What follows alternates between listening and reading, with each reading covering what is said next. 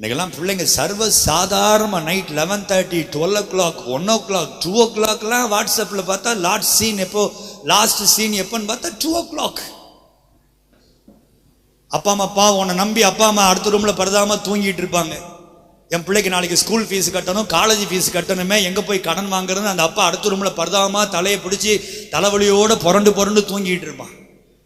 அந்த அம்மா பக்கத்தில் உட்காந்து ஆறுதல் படுத்திட்டு, கவலைப்படாத ஏசப்பா எப்படியாவது சந்திப்பாருங்க, நீங்கள் ஏங்க ஒரி பண்ணுறீங்கன்னு அப்பாவும் அம்மாவும் அந்த ரூமில் உட்காந்து உனக்காக அழுதுகிட்டு இருப்பாங்க. ஃபீஸ் கட்டணுமே என் பிள்ளைக்கு, என்ன பண்ணுறதுன்னு தெரியலையே. நீ இந்த பக்கத்தில் உட்காந்து நைட்டெல்லாம் எந்த விபச்சாரக்காரனுக்கோ வாட்ஸ்அப், நட்டு இரவுல உனக்கு என்னடா வேலை மொபைல் போன்ல?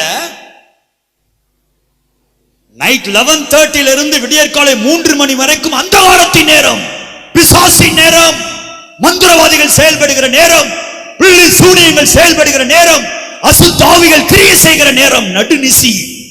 நடுநிசியில நீ மொபைல்ல உட்கார்ந்த உன் மண்டைக்குள்ள பரிசுத்தமா வரும்.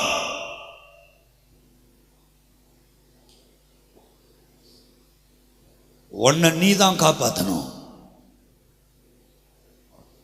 விபச்சாரிகள், கிறிஸ்தவ பெயரை வைத்துக் கொண்டிருக்கிற விபச்சாரக்காரர்கள், இன்னைக்கு மனம் திரும்பு. உனக்குள்ள ஒரு அறிவு இருக்கட்டும். இந்த குப்பைகளை எல்லாம் கிளறி பார்க்கும்படி அழைக்கப்பட்ட பன்றி அல்ல நான். என் ஆண்டவரோடு உன்னதத்தில் நடக்க வேண்டிய ஆட்டுக்குட்டி என்கிற அறிவு உனக்கு